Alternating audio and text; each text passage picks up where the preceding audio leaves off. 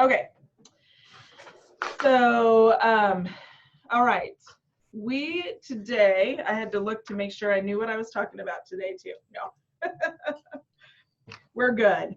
So this is our second session of our orientation. And today we're going to talk about kind of our 4-H structure a little bit. This was a new webinar this portion of it is a new topic to the orientations that I thought was really important that we talk about early on. And so I'm going to talk about delivery modes within the 4-H program and also a little bit about club structure. And with that, I'm going to talk about and this is something that you can take back to your clubs as well, or your leaders, and help them, especially new leaders, with starting a new 4-H club. So, oh, go ahead, Louisa. Did you have a question? No. Okay, good. It just pops up when somebody talks, and so, and then I'm going to talk about the use of the 4-H name and emblem, as well as the essential elements. So, all right, I'm going to share my screen, and hopefully it all works today. Okay. Whoop. Are you guys seeing my PowerPoint, or are you seeing my email?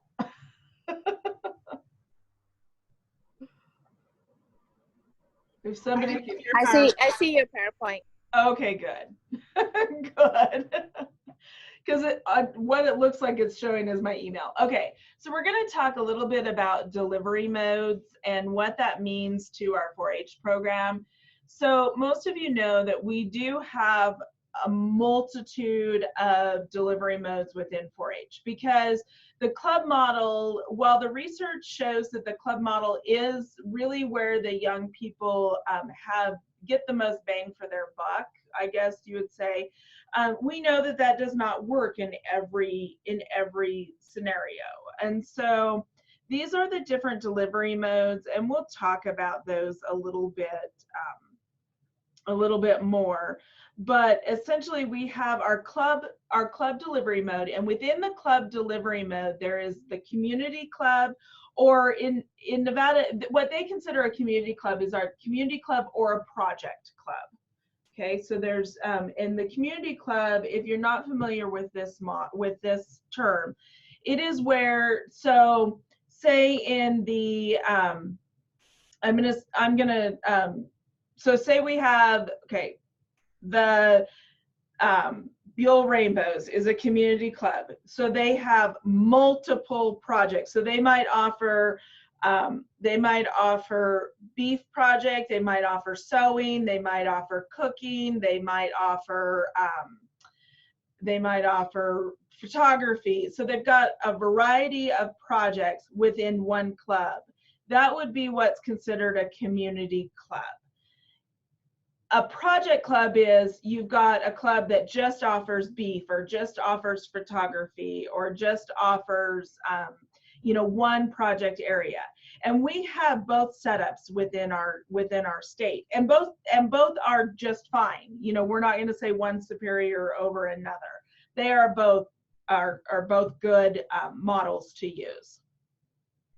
Yeah, so they have the Comstock Coyotes for years in Story County, that they had 12 projects. Yeah, and a lot of our counties just have a shooting sports club, or they just have, so those are, that's one model. We also have our in-school clubs. So the difference between in-school clubs and the school enrichment delivery mode, because this does get a little confusing for people. The in-school club is where you're in a classroom or you're in a grade, and they are actually following the same setup for a club. So they have 5 youth five youth from 3 different families is what the national guidelines say. They are electing officers. They are, essentially they're following the club model. We don't have a lot of that, but that is something that Clark County has been doing the last couple of years and been very successful. In there, it might be the teacher is the leader, is the volunteer leader for that club. And so, but traditionally that model has been very much a Southern region model where the 4-H agent or the 4-H person actually goes into the school and leads the clubs. But again, you know, we've kind of done that modified version. But, and the difference between that and the school enrichment, the school enrichment is where, as a 4-H staff person, you're going into a classroom and you are enriching their curriculum that's already there. The kids are not taking projects, they're not, you know, doing all of those. You're going in and maybe teaching science, or maybe you're going in, or somebody from the SNAP Ed is going in and doing hand washing. You know, right now we all know that that's the big thing is hand washing. So maybe they're going in and doing hand washing. And so that is, so that's the difference between the two of them. Okay, after school clubs. So after school clubs, again, the difference between that and our after school, what we call here school age childcare educational programs, is our after school program. So the difference between the 4-H club and after school and the after school program is, again, that, you know, after school they're following those same principles as a club. So they need to have 5 members from at least 3 different families. They have some kind of youth-led leadership structure. They have certified 4-H volunteers. They are completing projects, those types of things. And then our military clubs essentially are those that we have on military bases, or within, a lot of times we've been working with National Guard. That was a big push, and so we might have a military club, you know, for youth that are involved in the military, you know, whose families are in the military. So typically right now, I think pretty much the only county that we have with military clubs is Clark County. So there may be some, you know, I need to look a little closer, but, and then we have special interest and short-term programs. So those might be, you know, if you go to the science festival or the STEM festival that the community puts on, and you're there doing education, you know, you might be doing an experiment with them. Or if you're going into a program, like maybe you're going into an after school program and doing the National Youth Science Day, or I'm sorry, the STEM, 4-H STEM Challenge, that's the new name for it, but the National Youth Science Day experiment. That would be what we would consider short-term or special interest. Now, one thing we need to, Capital City Farm Days, exactly. That's exactly where that would fit. One of the things that we need to remember with the special interest or short-term programs, or with any of these, is there needs to be some kind of educational component. If you're just going into a school and talking about 4-H, or your 4-H sign-up nights, or those are not counted in our, you know, in here, because those are marketing of the program. And so we don't, those are not a delivery. You know, we're not delivering education to our youth. And so that is really what the difference. And I know a lot of times we have counties that put, you know, some of those marketing experiences in, and they're not. Even if you're going in and you're talking about the projects, you know, it may sound educational to you, but it's not, unless you're teaching them a skill. So I want to make sure everybody is clear about that. And you'll hear that again when we talk about enrollment and reporting. But then we have the camping delivery mode, which is, there's two different types of camping. We have our overnight camping, which would be so Logandale just finished, or Northeast Clark County just hosted an overnight livestock camp. It was a weekend long, and so that would be considered an overnight camping program. Or when you bring youth to the state 4-H camp, or you take them to a 4-H camp in your area, you know, and they are overnight. So that is another delivery mode.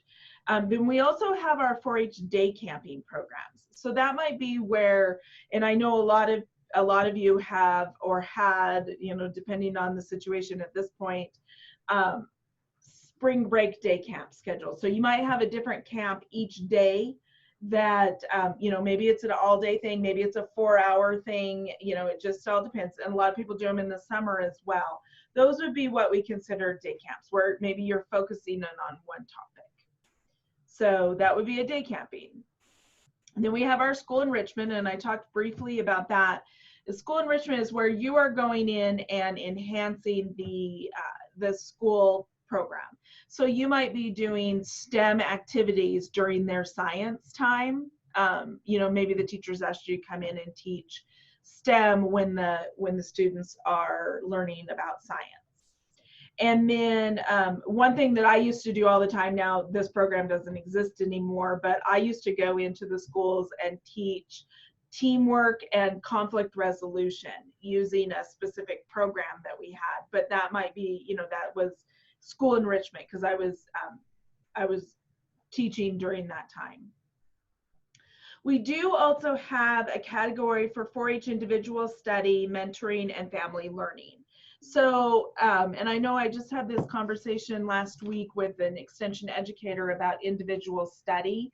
And while that's not necessarily a preferred delivery mode for us within 4-H, we do know that it is difficult sometimes for youth to be to get to club meetings based on geographic location, maybe based on family issues, etc. The reason I say it's not necessarily our preferred method is because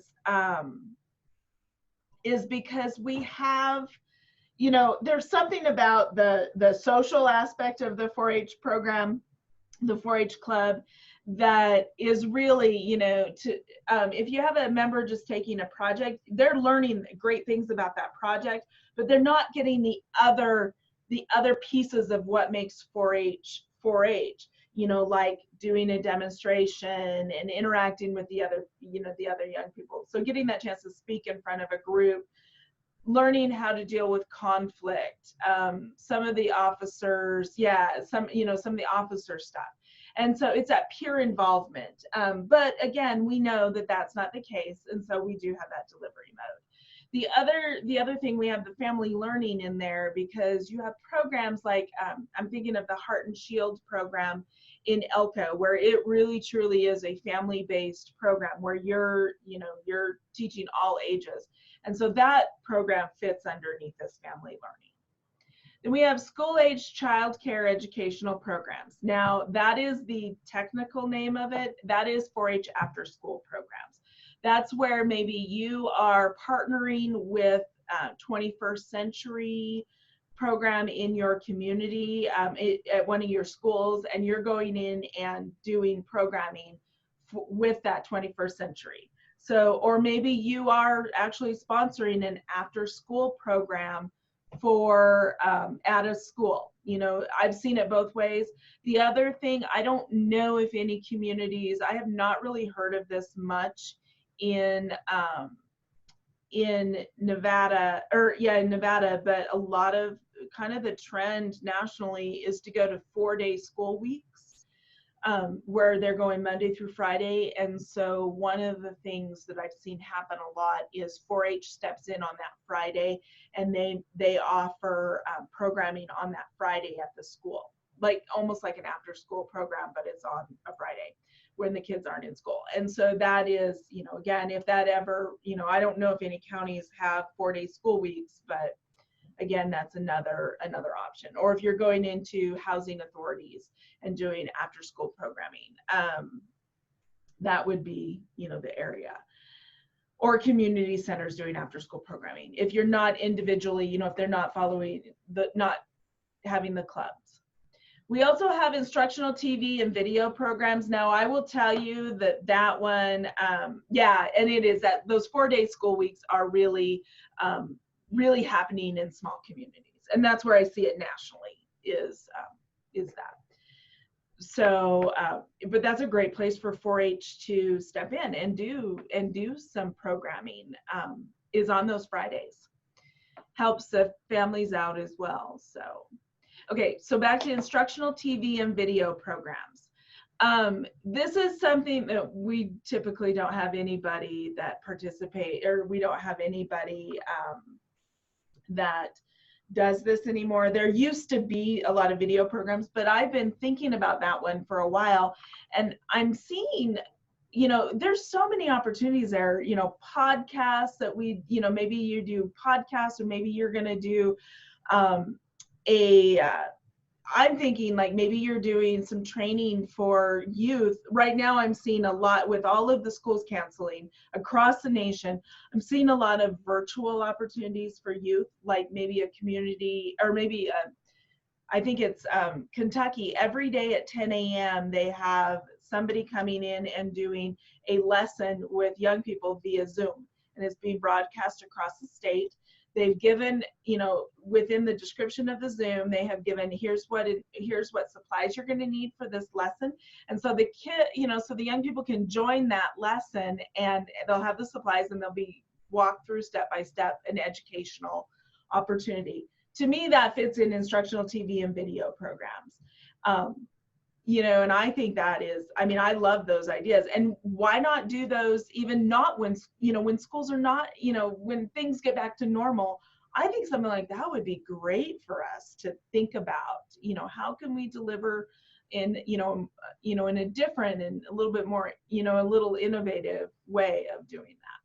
So, and then we also have group volunteer training, but we're not going to worry about that one right now. Okay, and I did just realize I never even put it up as a PowerPoint.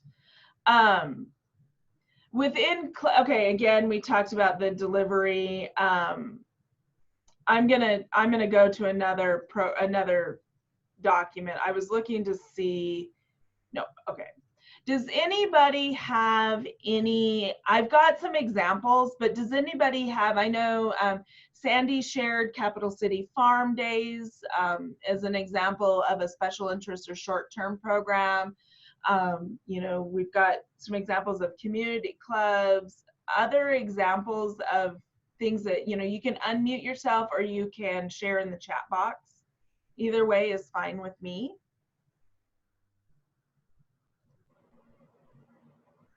Or if you have a question, maybe, well, actually, we don't need to worry about reporting right now, because that's a whole nother session that we'll talk in depth about what we report and where we report. But I do want to share with you, but I wanted everybody to be aware that we do have these different delivery modes. Yeah, day camps during school breaks. Yeah. Oh, okay, so you do them as a special interest, as a short-term club. And some people do that. Yeah, oh, you're muted, Sarah. Yes, they are a club, Okay. a short-term, and then we do summer day camps the same way, which are a short-term special interest club. Yep. We do the other events, those one-day events, like either with libraries during their special read events, which I just did reading week at an elementary school. So yeah, those are just those one-time, few hours and go. Yeah. And, Sandy mentioned last year they did Rabbit 101, 4 days and 4 hours per day.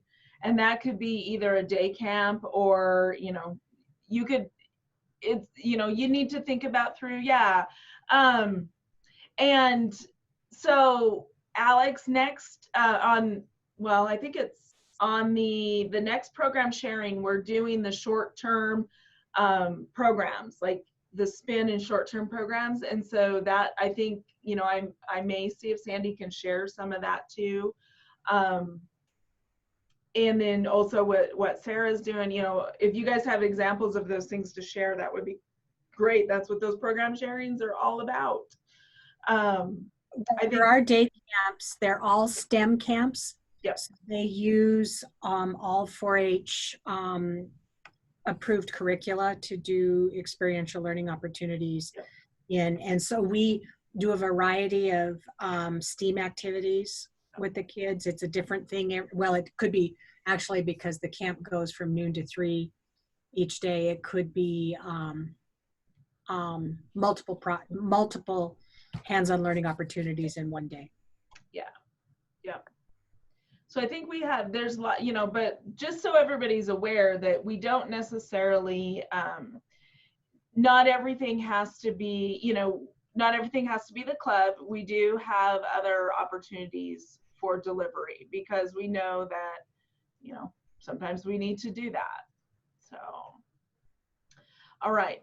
I am going to share a little bit about the club structure. Now, this one, I will tell you, and I want everybody to make sure that they know where to find the 4-H policies and procedures, because what constitutes the 4-H policies and procedure, or what constitutes a club, is in that document. And all of these areas, you know, all of these descriptions are in there as well. And so I will email out the link to policies and procedures. When it was put into the new website, it was put in somewhere really weird. I don't know why it was, but I've also emailed it out to everybody. I'm trying to, Tracy, our new admin, is learning how to do how to make the changes to the website that need to be done. And so as soon as that's done, I'm going to have her move it so it's easy to find. It's bizarre, but anyway, but what I wanted to talk about, because you need to have, like, you know, there's certain things that need to happen for a club. But what I wanted to talk about a little bit is some basics of what should happen at 4-H clubs. And again, this is things, you know, I may not go over all of these, but I do want to share, you know, like what clubs should be doing, those types of things. So I am going to, oops. Actually, I'm just not going to worry about it. You guys are going to not see it in presentation mode. You're going to see it just in regular, because I just don't. Okay, there we go. Okay, so starting a 4-H club, I'm going to turn on my chat so I can see it too. So this is, and there's two parts to it. I'm actually going to send you guys the second part. I'm not going to talk about it a lot today, but I do want to share it with you. These were pieces that are being created across the region and across the Western region on putting together, you know, orientations. And I think this is a good one for the club. So, okay, so when you look at, you know, the club, both of the modules are designed to assist you to help you understand the steps for guiding 4-H volunteers for a successful club program. But and it is recommended, we don't necessarily have a policy on this, but it is highly recommended that our 4-H staff, our paid extension professionals, are not organizational or project volunteers within a club in the county that they are in. Because what happens is that is a perceived conflict of interest, and there are laws about that, and you cannot volunteer in the same area that you get paid to do. And so that's where we run into a problem. And because there are, you know, whether you're being paid, you know, you don't know if you're being paid or volunteering, and there's issues with that. So, okay. All right, so, I just realized I had, okay.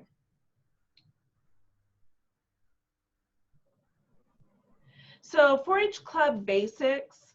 So you've got 4-H club programs. Typically you are recruiting, or you're recertifying, you know, you're recruiting and certifying, and I'll get back to your, I will get back to your question, Louisa, but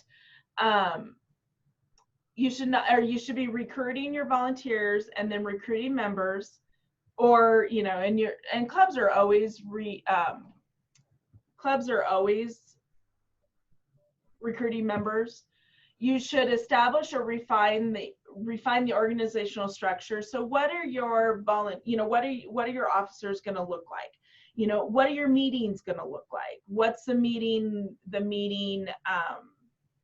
the meeting schedule, those types of things. That should be set up before, you know, the club starts meeting for the year. They should be enrolling and selecting projects.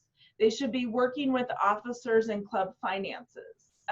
You know, we want the youth to learn how to be an officer. We want them to learn about club finances. And then engaging with the community and exhibiting the hard work that they're doing. So they're doing service within their community, that they're exhibiting their projects. Now, I know right now things are up in the air. We all know that about, you know, some of you may have heard the Clark County Fair has been canceled for this year, and so they are going to do the livestock show, but you know, that might be something, you know, if this continues to happen, you know, throughout the summer, we might, you know, if things don't end now, we might want to think about what are some ways that we could have our young people display their work that they've done. You know, when I was in the county, we did not have, you know, if we had a young person that couldn't make it to fair, because the fair is not, you know, I mean, that's a kind of our culminating event or whatever that is. We would find another way. Maybe it's at the library. Maybe you display the projects at the library, or you can, you know, you can think about different ways to do that. So I, you know, just in the back of your mind, you might want to think about, yeah, go ahead. If your offices are big enough, we have done, like for the static exhibits, we've done them right here at our office. Yeah. And yeah. we brought the judges in here to do that. Yep. Yep. We used to do an open house, and what we would do is the young people that were doing winter projects per se. This was a weird county, but just, you know, they would do the winter projects and they would bring them to the open house, and we'd go through and make comments about them and give them a ribbon, and then they would be on display. And then we had the open house side where we were showcasing what 4-H had to offer. And so we had a lot of the young people that came for the open house that would walk through the exhibits and see those. And so that was really kind of cool. So yeah, we have a youth do a demonstrations on their project to their club. That could be, yeah, and you know, if they don't want to come to fair, they could do, I mean, they should be doing demonstrations anyway. All of our young people should be doing demonstrations about their project or some aspect of their project, but you know, that could be, yeah, outreaching to school libraries is another. I mean, there's so many ways that you can, if you happen to live in a community that has a mall, you know, that's a great place to display things. There's just one time, oh, I know what it was. We had at the airport, it was a little airport, like probably Elko-sized airport, but they had display, you know, they had display cases. And one year they asked us to bring some of our static exhibits and display them in the display case at the airport, and that was super cool, you know. And so that's, you know, got to sometimes think outside the box. So, and then recognizing accomplishments, you know, whether that's at the club level or that's at the county level, we need to recognize those accomplishments. Whether it's, you know, and they don't always have to get awards. Sometimes it can just be recognition, you know. It can just be, let's get together and have fun and eat pizza and just, you know, just not right now. So Louisa asked for some examples of when, you know, when as 4-H paid staff, you should not be a club leader. And so, you know, we can go and help our clubs. You know, we all know that we get asked to go to club meetings and you know, we can go there, but you should not be a registered 4-H volunteer within your, you know, within your county. Now, like, you know, well, and I mean, I'll be perfectly honest with you. I don't register specifically, but like my husband is a registered volunteer, not in the county that we live in the neighboring county. for me, it's not, but for you as the county staff, I'll be perfectly honest with you. I have an example of even something that's happened. You know, we had a extension educator in another state that also served as a 4-H volunteer. Well, what do you do when it comes to fair time? Do you say, okay, I'm the 4-H staff person, and this is my big event? Or do you put another hat on that says, oh, I'm the 4-H volunteer today, or I'm the 4-H mom today, or the 4-H dad today? So that's where it gets really, that's why we say it's just better if they don't, if you're not a volunteer in the county that you work in. I had a colleague one time that bragged about she had the largest club in the county, and was so proud of that. She was the organizational leader, so she was the leader in charge of this club. I'm like, well, yeah, you would have the largest club. Your club has the they get firsthand information all the time, and so that does tend to be a little difficult. And Sarah, there's not specific policy. What it is you cannot volunteer for the same thing that you work for. So we've had questions about people, volunteering their time to come to Expo. Well, technically that's what they're paid to do. And so, that's why I'm saying yeah, that university prohibits it, because that's in prohibitions and penalties. It's that, right. I mean, not only is it not a good practice to do that, we're forbidden from doing it. Right. Now it's when you go to another county that's where you get, I strongly recommend. Our university employees are, yeah, except for that very small few that are paid directly from their counties, but the majority of us are paid by the state. Yeah. So it doesn't matter where our home county is, I don't think. Yeah, we've had some questions about it. Just, it's better if you don't do it. Let me just put it that way. Okay. And then keys to starting a new club. And so these are things I think that are going to help you as well. You need to make sure that your volunteers have applied or enrolled, and you've got those certified volunteers. Make sure that they are doing their fingerprints.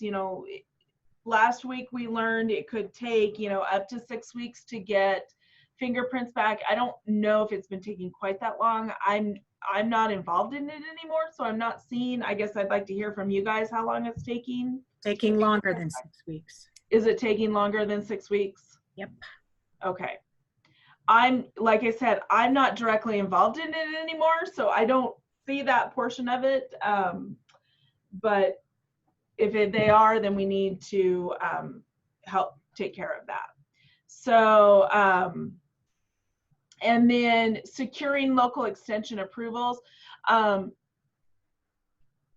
Okay. Okay. I need to probably, no, you do not forward fingerprints to the university police. They need to go to Paul Lessick now. And so I think Sarah, Paul, and I are supposed to be meeting soon. I need to look to try to get that. And I will send Paul a notice again and say, can we figure out why they're taking so long? So, but we need to make sure we have certified volunteers. We need to make sure that they are securing local extension approvals. Just because a volunteer goes and gets fingerprints done does not, or just because a person goes and gets fingerprints done does not mean that they can volunteer with our program. They need to complete the volunteer process, and then they also need to get the approval from the extension office. It's not just because, it all happens. The club should be, and you should be working with that volunteer as a staff person to help them develop a promotion or a recruitment plan. Are we just going to, are you working with a specific area? How are you recruiting youth? Conducting the initial meeting. So, that might be, as a 4-H staff person, you don't need to be attending all of those meetings, but you could work with that volunteer to help them prepare them for that initial meeting. And part of what I've got in these PowerPoints is about, you know, what could be on that initial, you know, what could happen during the initial meeting. So making sure that they have all the required documentations, the EINs, the tax exemption, the charters. Now you're gonna ask me, why EINs? So I'm gonna let you know that Dan Brush and myself we met last week. I know we said we've been doing it, but Ivory put it in our IPO, which is what I'm held accountable for at the end of the year. It's both of our IPOs that it will be addressed, and we will deal with it this year.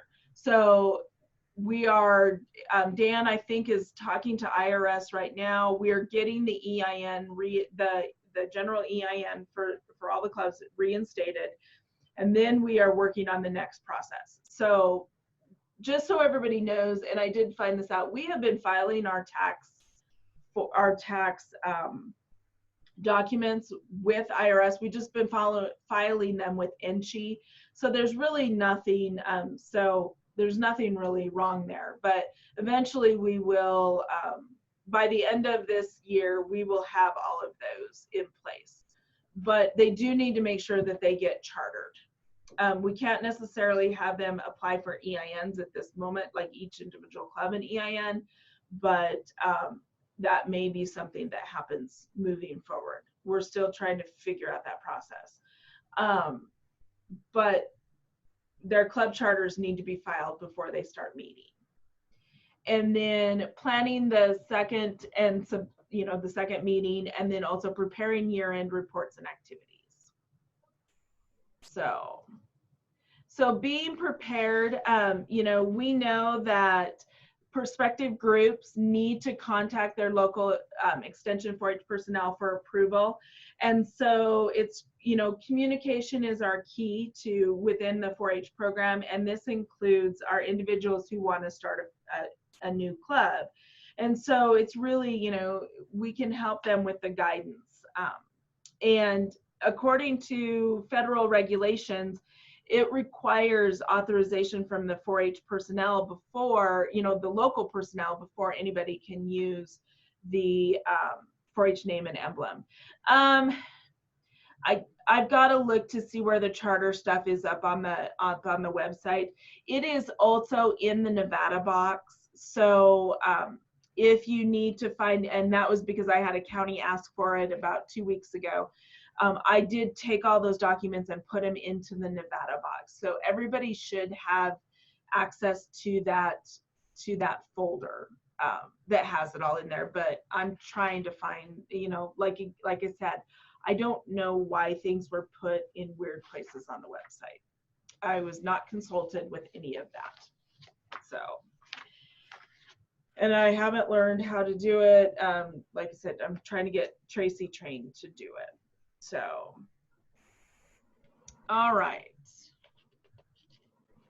No, if you got the charter stuff in 2016, 2017, did you not get the charter, Molly? Because that would have been okay. I had one of the admin assistants, one of our temporaries, going through those files, trying to see what had charters, let me go back and look. If you can send me a list of, if you have the list of charters, those were supposed to be, Frances told me she got all those caught up, but obviously that didn't happen. Can we have the charter certificates for our clubs sent to us? Yes, they are sent to you guys. Now I will tell you, in the last year, we have not sent anything out. That's what I was trying to get caught up, have the temporary person get us caught up on that, but I don't think I know she didn't understand what I was trying to tell her.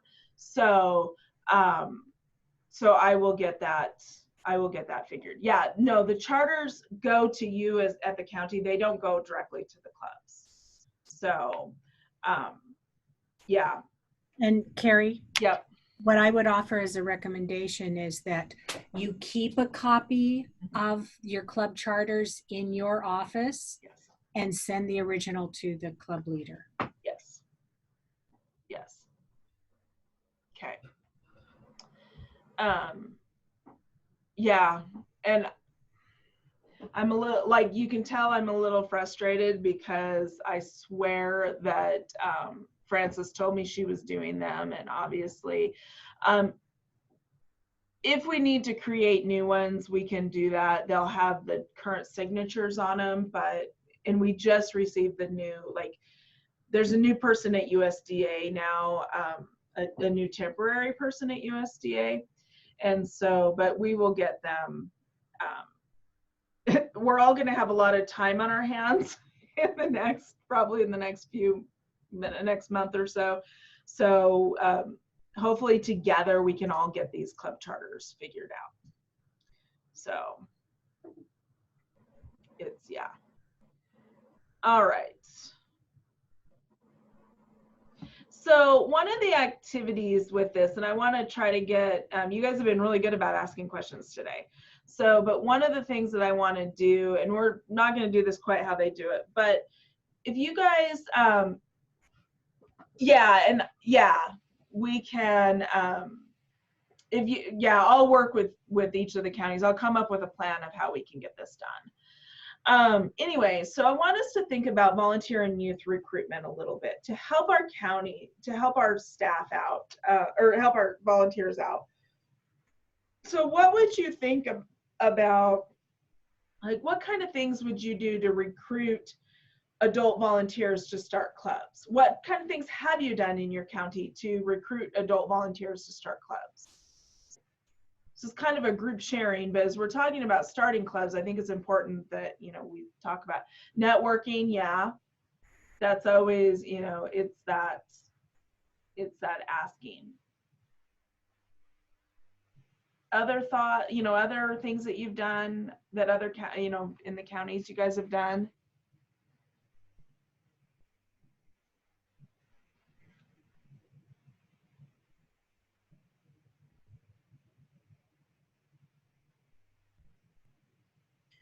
Carrie, we go to, like when they do employee days, health fairs or stuff at businesses, we've gone in and have done recruitment.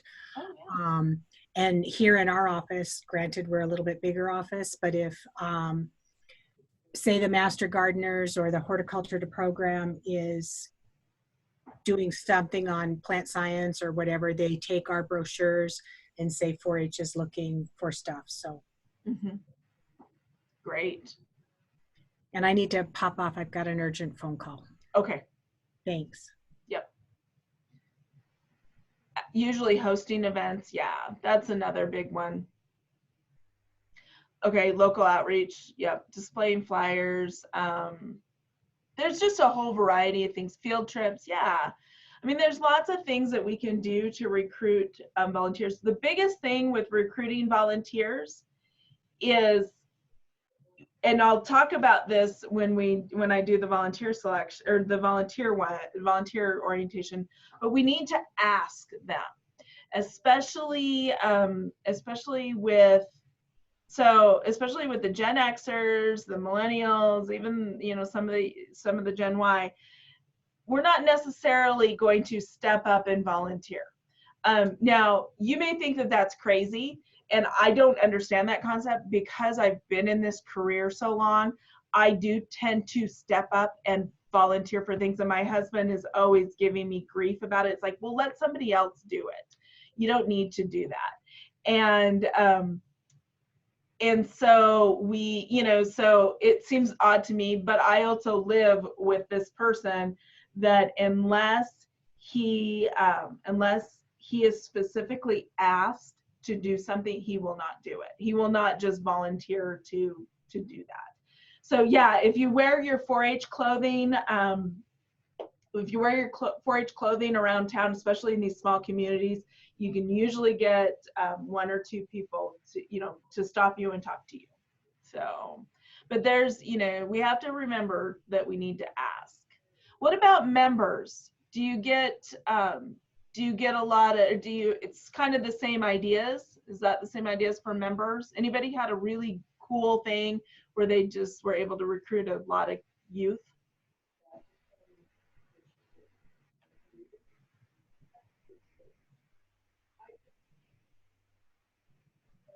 Flyers, yep.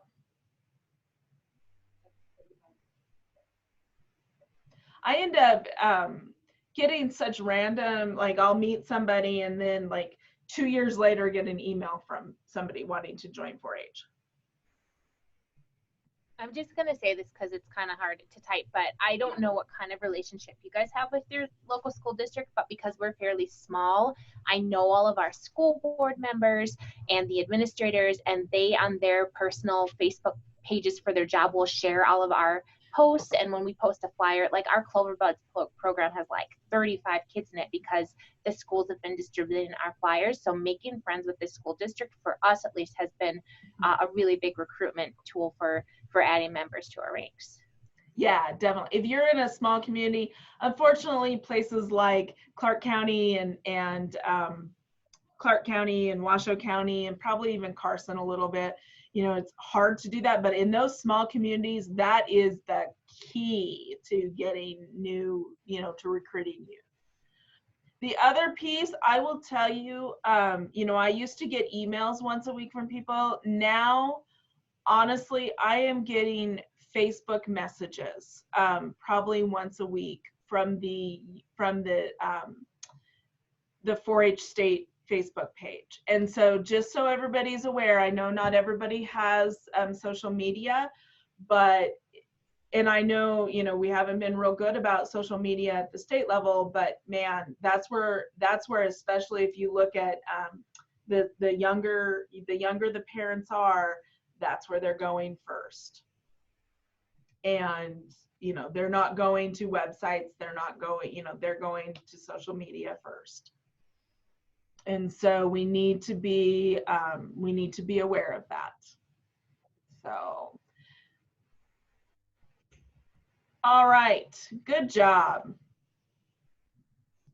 So some other, some key strategies, you know, we need to think about our volunteers, the impacts of which projects they can offer. You know, I know it's really hard sometimes to go out and recruit members if, you know, because you'll have somebody come in and want to do some off the wall project like a yak project. You think it's funny now, but it happened. I had somebody call and wanted to do a market yak project, and I had to tell them, no, we don't offer market yak projects. Maybe if you lived in Alaska, but not where I was at the time. So, but think about that. We need to know, you know, we don't want to be out recruiting for projects that we don't have available. Members, we also need to find out from our volunteers, what are manageable sizes? You know, if you have a new volunteer come in and want to start a club, are you going to want them to start with 100 members? Probably not. We probably want them to start, you know, what do they feel comfortable with? It might be 5, it might be 10, it might be 20. Find out what is that manageable size. It's better to start small and grow as they feel more confident in their role than to start large. Resources, you know, what kind of promotional tools are available for use? You know, think about that. You know, we've talked about flyers, we've talked about, you know, displays, we've talked about social media. Those are all great resources. If you have something else in your community that's kind of unique, then use it. Where do we have meetings? You know, what facilities? You know, I'm seeing less and less clubs meeting in individual private homes. Part of that is we have more and more volunteers that don't want to take on the liability of having those meetings in their private home. Now, I know that, you know, our liability, our workman's comp covers, but we still, you know, there's still some liability. And so, you know, where can you know, do you have options? I know a lot of you in your county offices have spaces for volunteers, you know, for clubs to meet. And that's great. You know, if you can work out a schedule for that, I think, you know, that's a good way. And then a point of contact. You know, if you've got multiple leaders in a club, who is the person that they want to call, that they should call if they have questions as you're recruiting? Any questions on that section, on that part? Okay. Again, you know, here we've got, there's a variety of opportunities. This is helping your volunteers understand their role. There might be, you know, they can get resources, like maybe you help them with flyers, handouts, those types of things for this promotion. There could be a program overview. Now, not all of you have a 4-H family handbook, but some of you do have created a 4-H family handbook. If we end up, you know, not being able to do any programming, what a great thing for you to put together, you know, on your, while you have time. There are some really good examples out there from other states. I think Sandy, you used the one from Idaho, I believe, to create one for Carson City. I know that, I think it's Oklahoma has a really good one. Ohio has a really good one. You know, just make sure that as you create it, it's something that fits your need. You know, and if we get some really good ones, you know, I would love to get one for the state. You know, at this point, there's a few other pieces out there, but, you know, if somebody wants to work on some of that stuff, fabulous. Let's be doing that. This is a really good time to create some of those pieces. Like I said, if somebody creates some and we want to look at it and maybe adopt it statewide with, you know, that would be, but at this point, you know, I would suggest doing. And Sandy, you know, I don't know if you'd be willing to share that with other people, but I know she did that, gosh, it's been 3 or 4 years ago now, at least, or 5, it's been a while. So it's also a really good time to become familiar with the policies and procedures document, you know, and making sure that your volunteers are familiar with that document. A list of available projects within your, it's probably needs updating, and a lot of it comes out of national, those types of, you know, those family handbooks, there's a lot of pieces to them, but you know, it's a good time to go through projects and you know, if you could come up with project guides, those types of things. And then a club annual plan of meetings and activities. And within this, there are some handouts that I'm going to share in the Nevada box with everybody so that you can, you could share those with your volunteers so they can create that annual plan of meetings and activities. I think it's always good to start on the front end and have those planned before they go in. Officer materials. There are officer handbooks. They are available through the National 4-H Mall. There are also many states that have these available to use in the county. So, or you know, that you could use or adapt.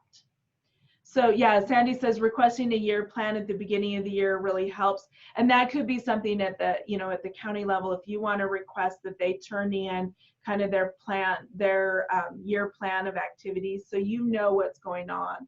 And not every club is out fundraising the month of April, you know, that you've done that. There is also a club agreement form, and I will share again a copy of that handout for you to look at. Okay, I don't know what that is. So any questions on helping your volunteers be prepared for their role as a club leader?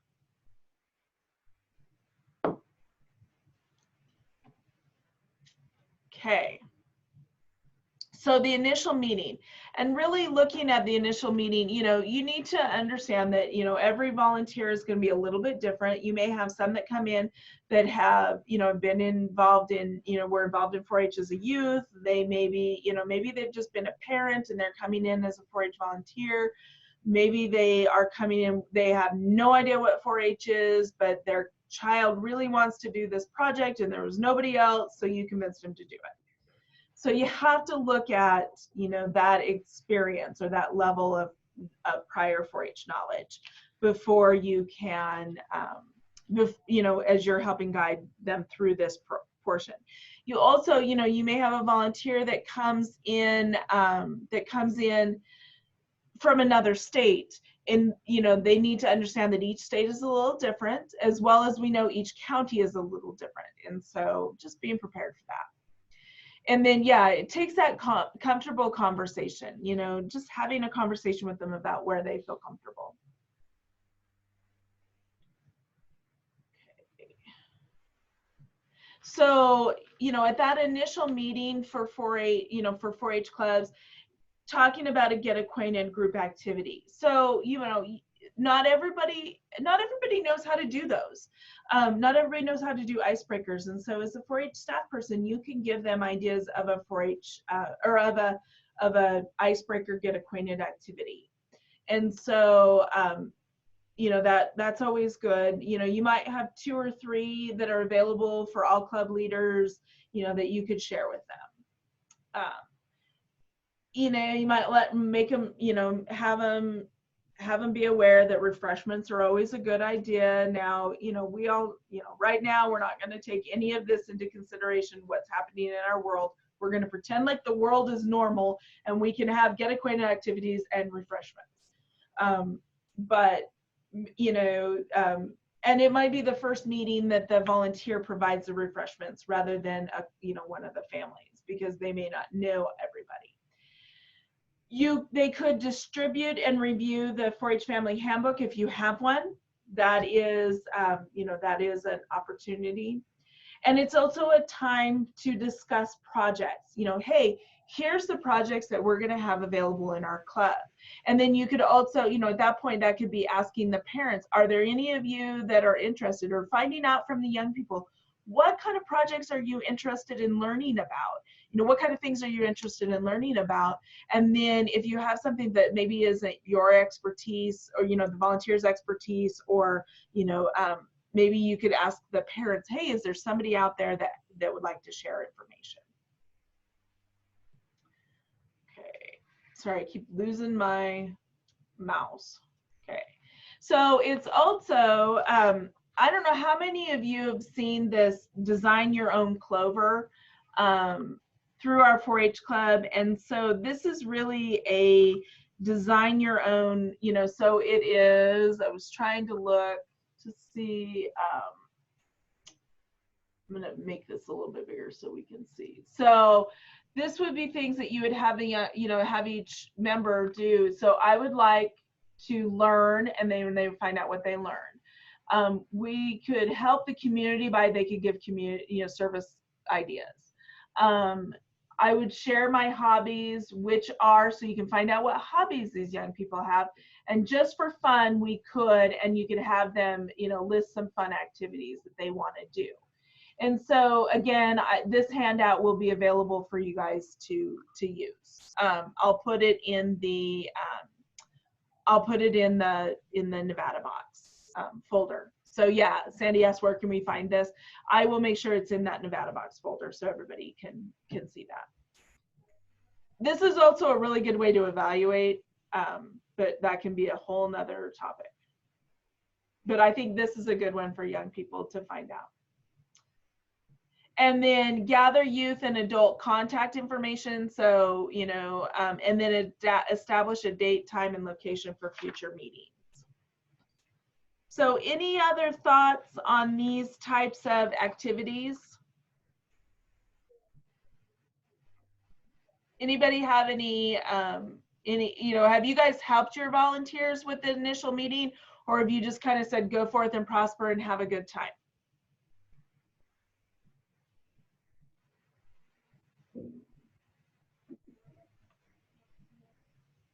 I'm hoping that you're going to say, yes, you've helped your people, but, you know, and if you haven't, that's fine. You know, here we go. You know, this is something that you can do now with new volunteers.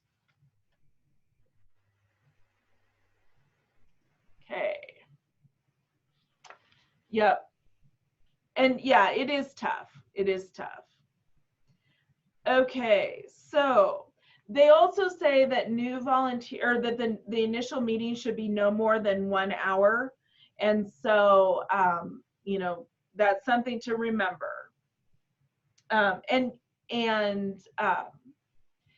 it might be, if you have a volunteer that is brand new and does not feel very comfortable leading the first meeting, you might, you know, either you as a staff, or you might find them a mentor, an experienced club volunteer that's willing to go in and help with that initial meeting. So yeah. Okay.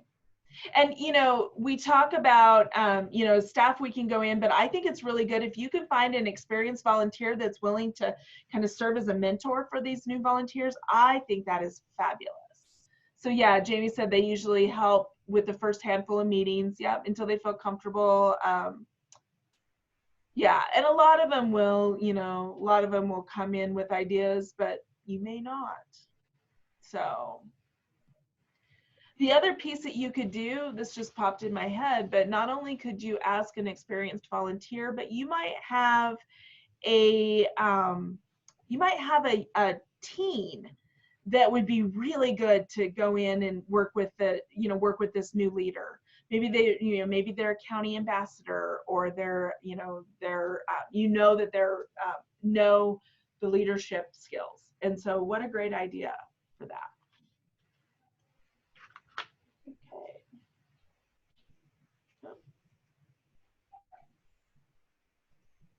Okay, so, and if time permits, there's a few things that they could possibly do at this second meeting as well.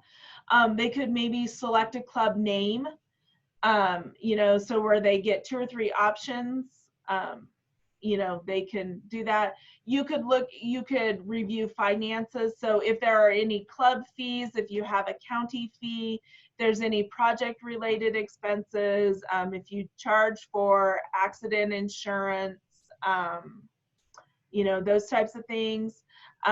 You could discuss officer roles and responsibilities. That's a little, you know, you could do that though. You could conduct officer elections. If you do that, you could then conduct officer elections at the next meeting. Establish a committee to draft that annual plan of meetings and activities that they could look at next time. And then utilize the, you know, if you do use this club agreement form, you could, you know, you could review it.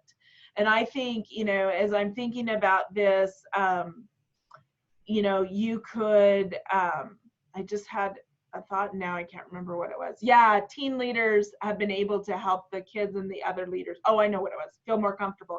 Definitely. I think that initial meeting, we need to spend a pretty large chunk of time, especially if you have young people that don't know each other, if they're coming together for the first time, is, you know, it's really important that they spend time getting to know each other, you know, doing things that they can, you know, where they can work, you know, and learn each other's names and learn what they, you know, learn about each other. Yeah, and Sandy, as they move forward with that draft plan, having a, you know, if you happen to have a list of guest speakers, I think that's a good idea for them. So again, I'm not going to go. Okay, so after the first meeting, you have, you know, you've collected, or the club leader has collected these Design Your Clover. They've given input, and so then you're going to have, you know, this group, this committee that works on establishing that preliminary plan of work, I would say. And then you could, you know, it could be adults, and then if you have teens or you have youth that you think would be good on that, I think it's good to have them on that, creating that draft plan of work. So then after they have selected the club name, then you need to make sure that they, you know, that they come to you to make sure that that club name is still available. You know, there's some club names that are very, very popular. And so you need to make sure, you know, and we can't have 2 clubs in the same county with the same name.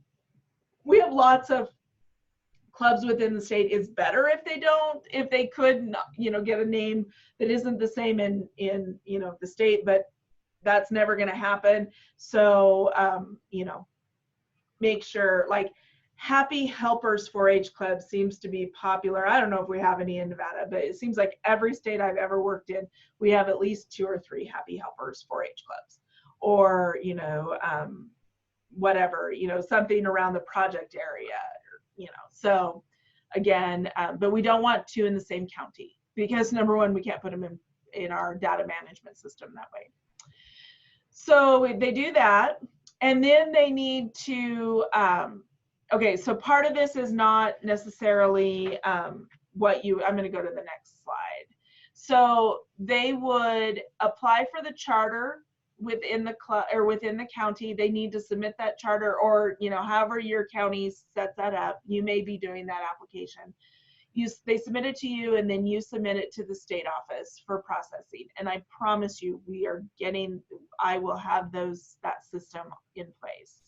I will set it up and talk to Tracy about that. So, and then we send it back to the county, and the county will then send the official charter to the club. But you need to keep a copy of that. When we get to the EIN information, then you should keep a copy of that EIN information in your office as well. What I suggest to everybody that you do is each club has a folder in a locked filing cabinet, and that you keep a copy of this information in that folder. What I had done when I was in the county, I had a folder for every club, and I had a folder for every leader. So like I might have, you know, in the filing cabinet, you have the folders that the file folders go into, and maybe each club has one of those, and then you have, you know, official club documents, and then you have a folder for each leader. And in there, you know, the leader, you've got the application, you've got the letters saying that their fingerprints are okay, you've got, you know, you've got all of those. If you have to reprimand that leader for any reason, you've got that folder, you know, in there. But in the club folder, you will have a copy of their charter. You'll have a copy when we do get to the EIN stuff, you'll have a copy of their EIN letter from IRS. You'll have a copy of their annual financial statements, because that is something that you will have to start keeping a copy of in your offices. Then you know, any other of those documents, you'll have that in a folder. So that's how I was organized. Now, hopefully, you know, you can take it or leave it, but you should have some kind of organizational, and it should be in a locked filing cabinet rather than just, you know, in whatever. So after the first meeting is over, you're going to be granting them authorization. So there is some example letters of when a club is started, or when, you know, a leader is started. You're granting them authority to use the 4-H name and emblem. It does create the potential eligibility for that 501c3. You know, we need to have that. It enables businesses, and that one kind of put on hold right now. It will be that case where businesses and individuals can make kind of a tax deductible. Yeah, it will be tax deductible, but we're working on getting all that process set up. And then it also eliminates the need for the clubs to file the year-end IRS. We will be doing that at our end, unless they earn over $50,000 a year. Then they need to talk to you guys about that process. And again, you know, I'm going to be doing all kinds of training for you guys, so don't like freak out about that. We'll do lots and lots of training about these processes. And probably if you guys want to, we could do training for volunteers as well. So at the second meeting, again, you know, I'm going to let you guys, I'm not going to go completely through all these, but this is where you ensure that your returning and new members are welcomed. This would be where you would go through 4-H online enrollment instructions. Yeah, Jamie, definitely. I always make sure that the recordings are available to you guys, as well as the handouts and everything. So I'll send you guys the link to the Nevada box. We do have to get it transcribed. Like, they won't even let me send it to staff now until the video is transcribed. So, but we will, I will get Tracy on that. And then we collect member fees. If your club has fees, or your county, they could potentially elect and install officers, have them present the club plan of work, get feedback. You could get comments, and then develop that master schedule of project meetings. So, and then, you know, these are things before the subsequent, so moving forward before meetings start, you know, they might want to, volunteers, you might suggest to volunteers that they set up a meeting with their club officers, preferably about a week in advance, to come up with the meeting agenda. If they have any speakers or presenters, they confirm with those speakers or presenters.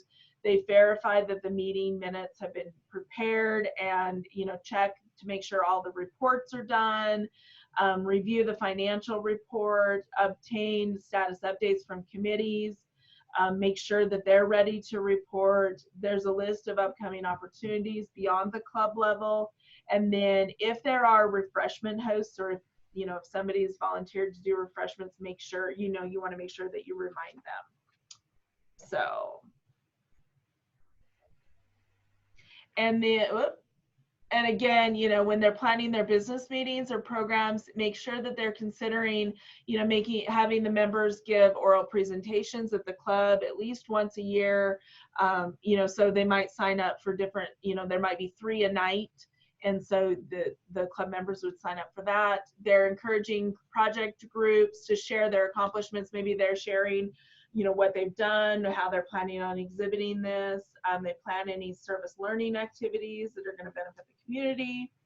They're establishing the committee to draft bylaws for club review or approval. Now, within Nevada, we actually need those bylaws when they sign or apply for charter. And so, and we do, within the chartering documents, there is a set of standard bylaws that they can use.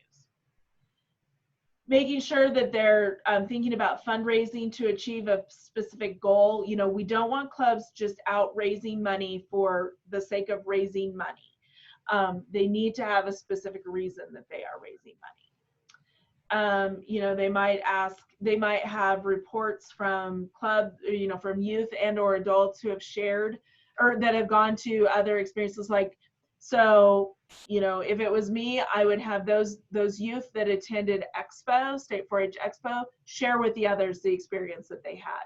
Or those that attended, maybe it's maybe it's a county event, and they can go back and share with the club what that was all about. I know, like Clark County, one of the clubs just hosted a small animal show and a whole variety of, you know, an event. And, you know, if you had any youth that attended that from the different clubs, they could go back and report what that was like. So, and then figure out the refreshment schedule, because we all know that refreshments are important for getting people to events.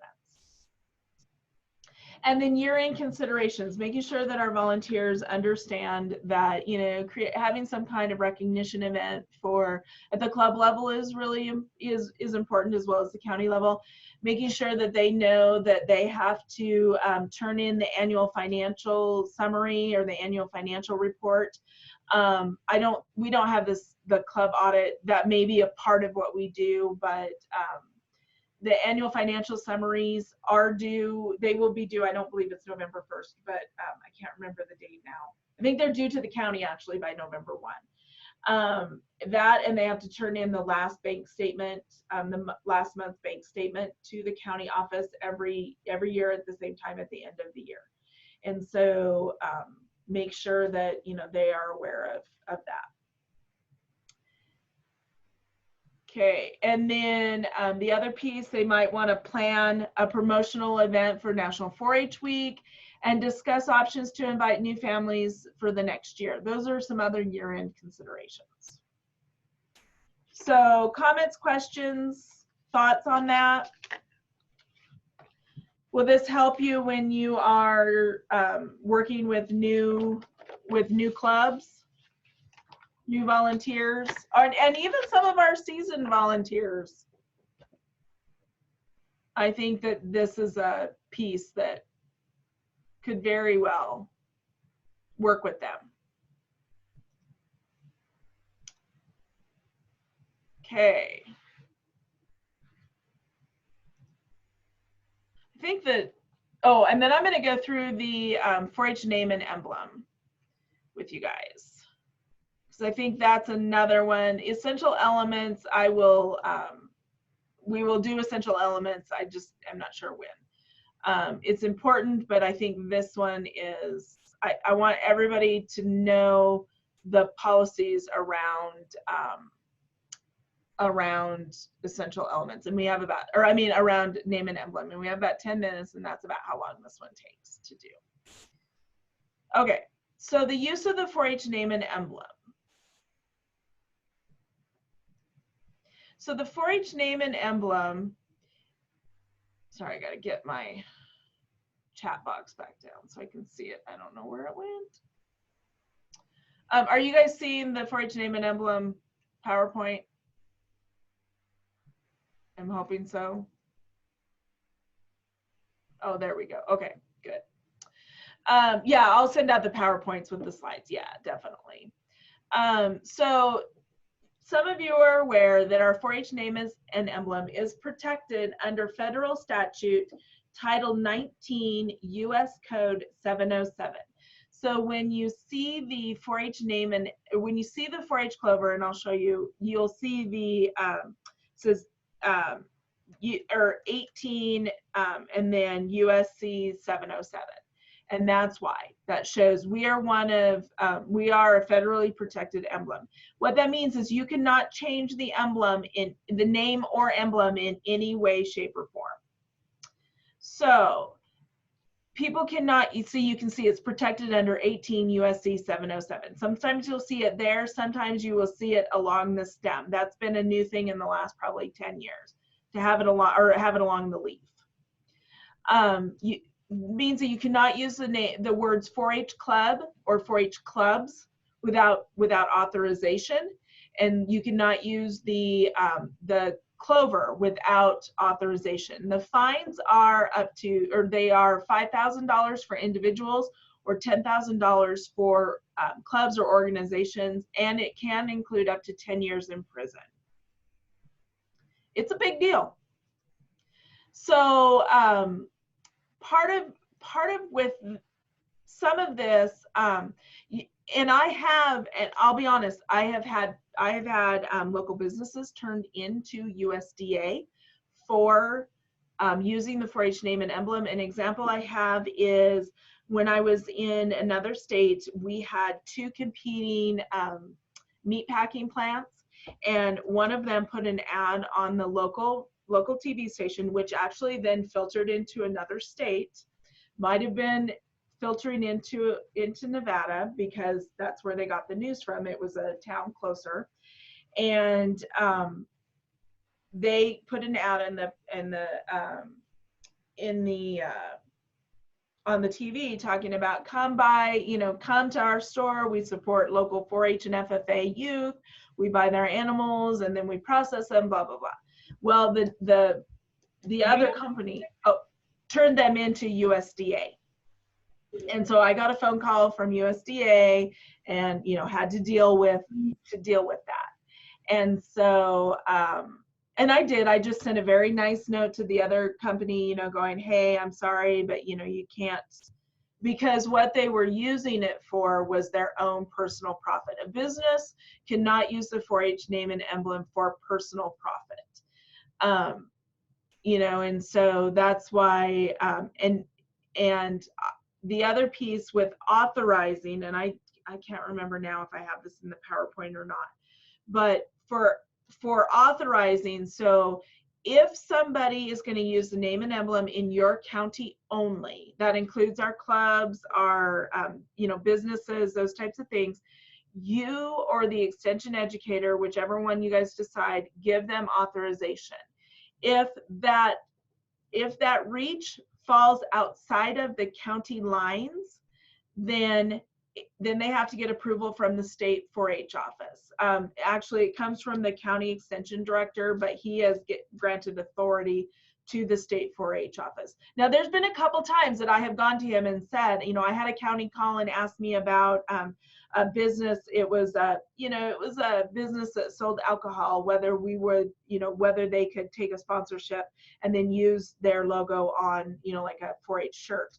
And I did go to him and say, what, you know, tell me your thoughts, because I don't want to make that decision, you know, if he's, so I do consult with Dr. Lyles about that, but most of the time I will, you know, that's my granting authority. If it goes outside of state lines, then they have to go to USDA for authority.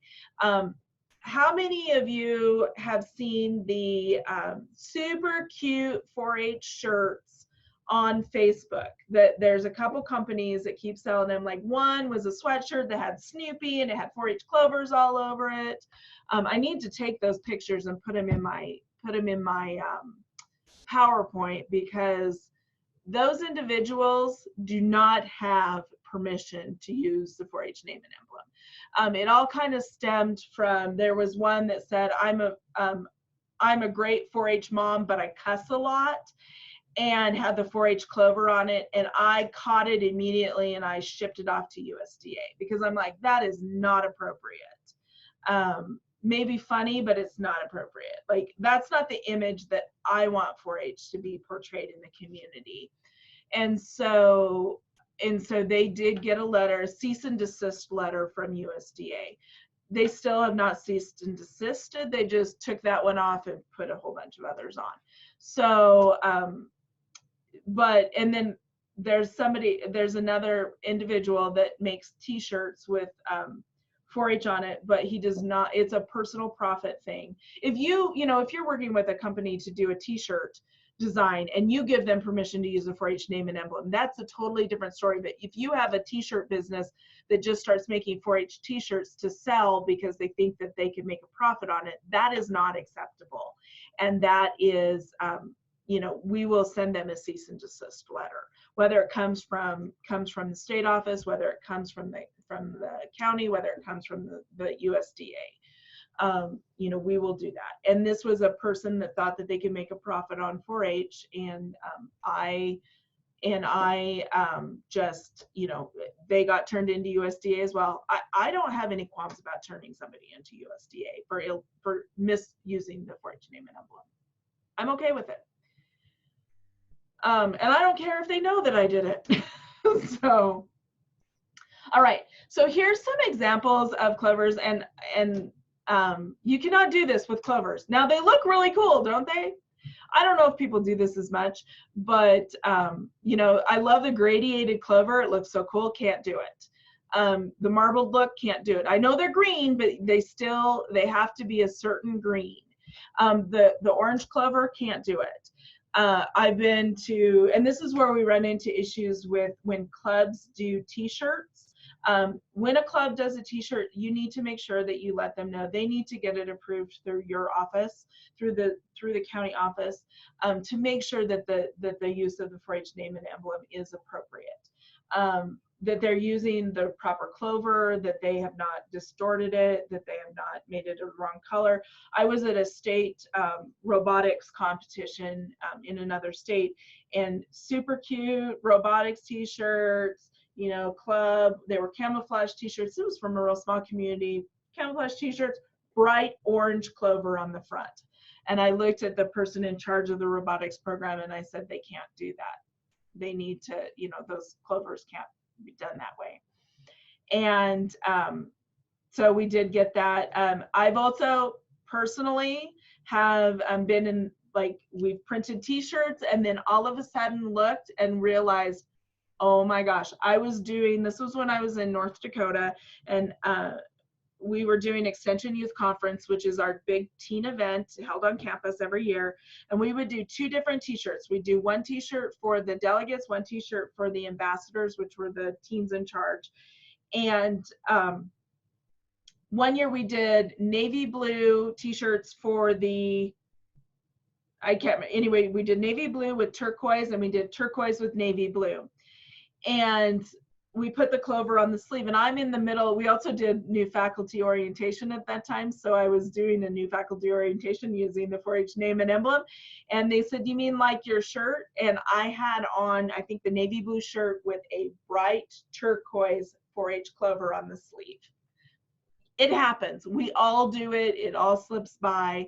And that's fine. If you ever have any questions about the, if you ever question whether a 4-H, whether the use is correct or not, just send it to me and I'll tell you. If I don't know, I usually will send it to somebody at USDA. Now, right now, there isn't anybody at USDA to tell me that answer, but I will send it to colleagues. I will find out an answer for us whether it's a proper use. It's only been a couple times that I've kind of like, that's like really close. I'm not sure. So I'd be happy to look at them. You can text it to me, you can email it to me. I don't care, but I will look at it. I'd rather be safe than sorry. This is another popular one. I don't know how popular it's been lately, but a lot of people, and I used to do it all the time, using the clover as a watermark.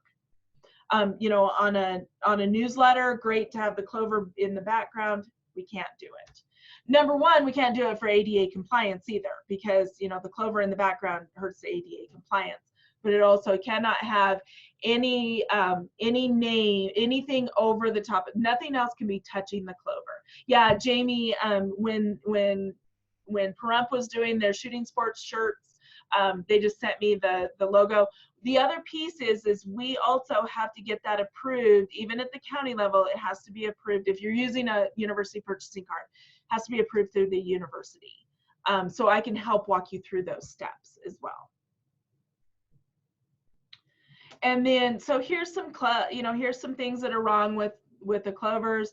You can see this one, they've got 4-H club over the top. This one is stretched this way. The other one is stretched this way. You've got to make sure you take it by the corner and you pull it. Here's some examples. These are pictures that I found on the web.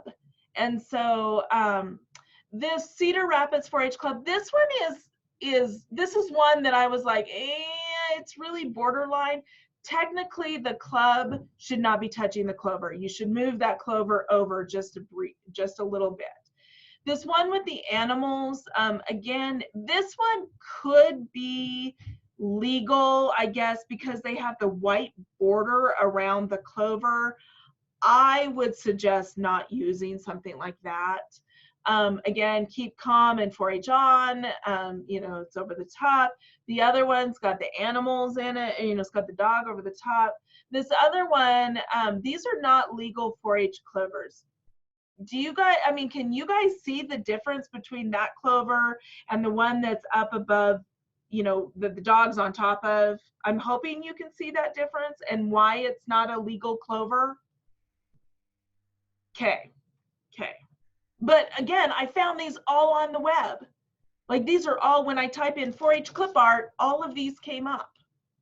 So, and again, I've had counties email me with some of these things, and they're like, okay, can you use this? I'm like, and so I've sent it on. Okay, here's some legal uses of the clover. It can be black and white.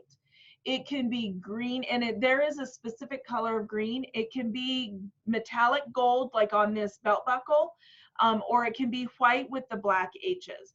The other thing is, if you are printing it on a t-shirt, or if you're printing on a piece of paper, and for some reason the H's come out the color of the background, it's not good, but they do sometimes allow that. And then there is a user's guide, and I'm not sure, I need to look. They just redid the user's guide like within the last 2 months. And so I have not redone this PowerPoint, but I will make sure that all of you in the Nevada box have the most up-to-date name and emblem user guide. But the key to it really is, if you have a question, please don't, it's better to ask first. Especially with the name and emblem, it's better to ask first. we always say sometimes it's better to ask later or ask for forgiveness later. On the name and emblem, you're better off asking first, asking on the front end. I'm not gonna, like throw you in jail or anything, but I just want everybody, I would rather have our 4-H name and emblem out there being used properly than not. So please just ask, before you use it. And usually it takes me about 2 seconds to answer your question. So any questions about the 4-H name and emblem?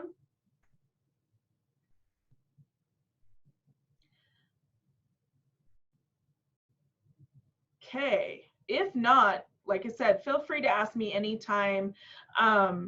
I will make sure this stuff, at least the handouts get out. I will also get the recording out just as quick as we can, but I'll get the handouts put on Nevada Box and send out that link again.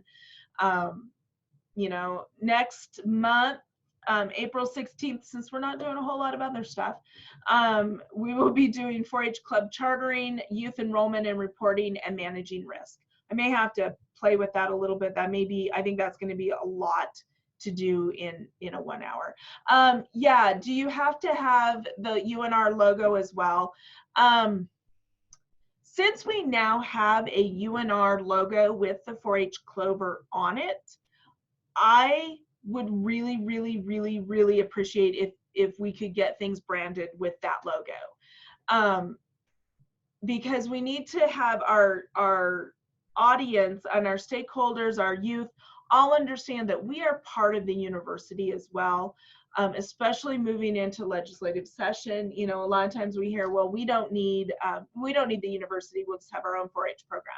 Well, make sure that your volunteers and your, everybody understands that, no, they don't have their own 4-H program. They have to have the university in order to have 4-H. Probably in the larger counties, you guys don't hear that as much as we do in the rural counties, but very much so. So that's why I think it's really good to co-brand. And now that we have it, it's great. I did send out, I think it was on Friday, I sent out the link to the branding website for the university. We have the PowerPoint, we have letterhead, we have the logos, we have everything now with the 4-H name and emblem and the university logo. So. All right, I apologize, I went 6 minutes over. I'm sorry, you guys, but you had such good questions and good interaction today. I like that. So, like I said, I'm around for the next couple months. I think all travel that I had scheduled is now, even in-state and out-of-state, has now been canceled until the end of April. So I'll be around a lot.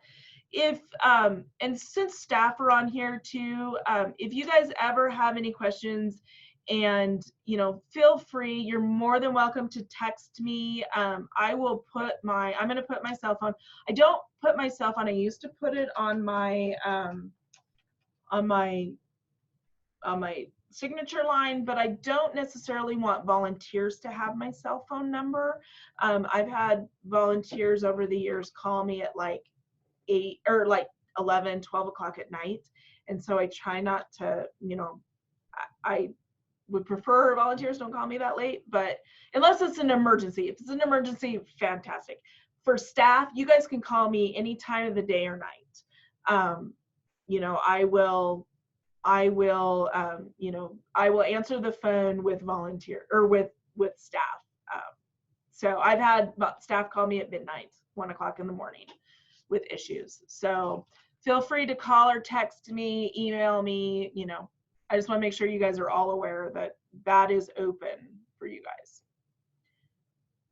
So, and have a great rest of the week. If you were not on in the beginning, we have a meeting at 8 o'clock in the morning with Dr. Lyles, myself, the 2 area directors, Sarah, Nora, I believe Shannon. We're going to figure out what we're doing with 4-H. So I know you guys have been getting lots of questions at the local level. We should have more, and I'm seeing that there's about 3 emails that have come through just since I've been on this webinar. So we'll be talking about what guidelines we're going to be telling you guys to do with 4-H clubs. And I know a lot of clubs have already canceled, and that's fine. You know, that's good. But just know that we'll be giving you more direction. So thank you. Yeah, it's just with the administrative staff right now. But I will give you guys direction tomorrow on what's happening. So thank you guys, and have a great rest of the week. Wash your hands. Yeah, see, that's what we don't know. We have no idea. Like, I don't know what's happening as far as offices, as far as, you know, 4-H programs, all of that. So hopefully I'll have more to tell you tomorrow. We've been waiting for the provost. So, but hopefully I gave you some good ideas of things you could do when, you know, if you have to work from home. So thank you, and have a great rest of the day, everybody.